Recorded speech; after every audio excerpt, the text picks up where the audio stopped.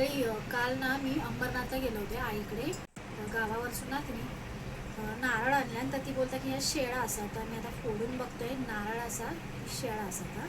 तर सोलून दिल्यानंतर तर आता मी फोडून बघतोय. शेळा असला नसला तरी पण नुकतेच काढलेले नारळ असतात ना, त्याचं पाणी लय भारी लागतं खूप.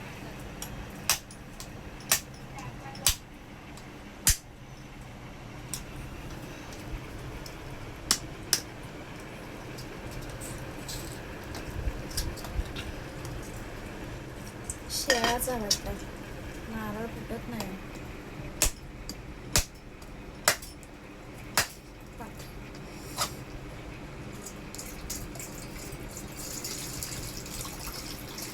शेळाच असा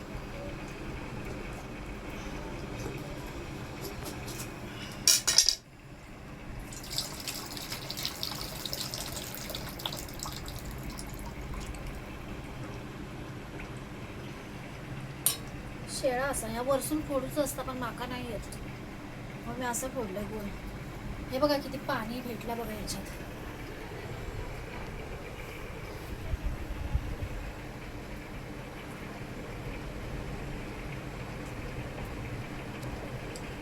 मस्त शेळासारख्याच असं.